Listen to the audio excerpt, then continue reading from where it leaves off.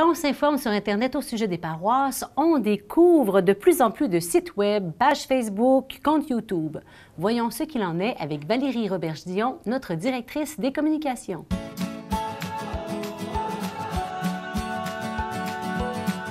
Bonjour Valérie. Allô Geneviève. Alors, les paroisses et le monde de l'Internet, quel est ton constat? Qu'est-ce que tu observes? Il y a un déploiement de la présence de nos communautés chrétiennes sur le web et c'est une excellente chose. Je m'en réjouis.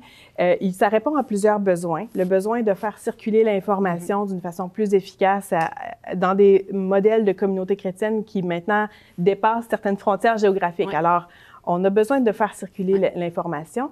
Et aussi, ça témoigne d'une Église. C'est un mode de présence sur Internet. On parle d'Internet comme d'un continent numérique. C'est un mode de présence et qui est orienté pour répondre aux besoins des croyants-croyantes qui sont déjà membres de la communauté, mais qui permet de s'ouvrir et de rejoindre beaucoup plus largement les gens. Oui, ceux qu'on ne rencontre pas nécessairement dans nos églises ou sur le parvis, bien, on peut aller les rejoindre de cette manière-là. C'est magnifique. Exactement. Je ne sais pas ce que tu en penses, mais on dirait que la pandémie a accéléré ce développement. Oui, définitivement. On s'est retrouvés privés pendant la pandémie, bien sûr, de célébration à certains moments, mais donc de nos deux moyens principaux de rejoindre les gens. Donc, le prône, le traditionnel petit mot à la fin de la messe, et le feuillet paroissial papier avec lequel on ressort de nos célébrations. Avec à la maison. Ça a créé des opportunités pour communiquer autrement, ne serait-ce que pour dire si vous voulez être bénévole, aidons, soutenons, etc.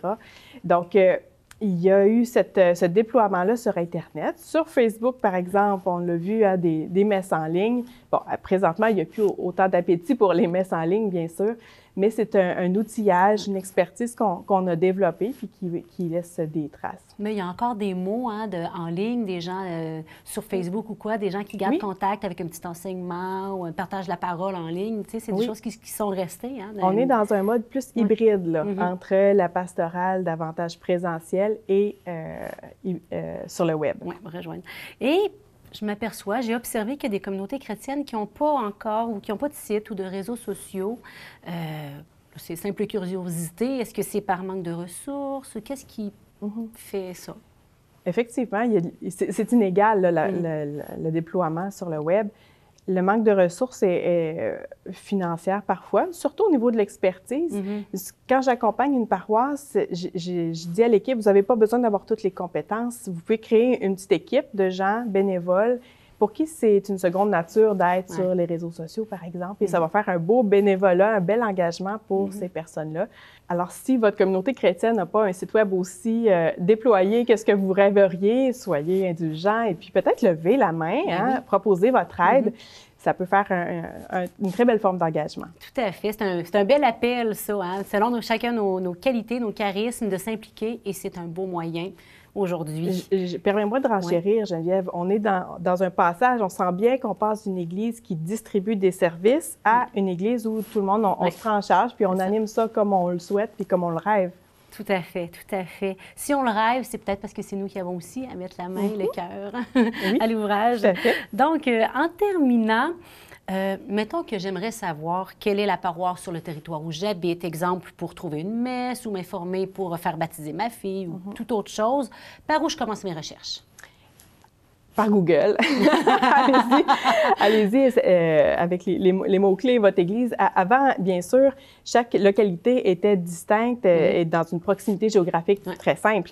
Maintenant, vous savez qu'une paroisse compte plusieurs communautés et que les paroisses entre elles peuvent être regroupées en unités missionnaires à 2 ou 3. Alors, ils font des choix différents au niveau de leur visibilité web, par exemple. On voit des unités missionnaires qui ont un site qui chapeaute plusieurs, et d'autres où on a chaque paroisse qui a son médium.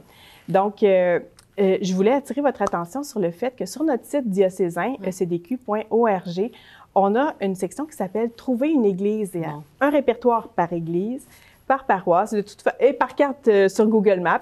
Et donc, vous réussirez à trouver l'église du coin. Tout est là. Comment on peut la joindre, elle est ouverte quand, etc. Ah bon, bien ça c'est un bel outil, merci, c'est le fun à savoir. Donc merci Valérie de nous avoir fait découvrir la manière dont les paroisses habitent l'Internet. Ça fait plaisir.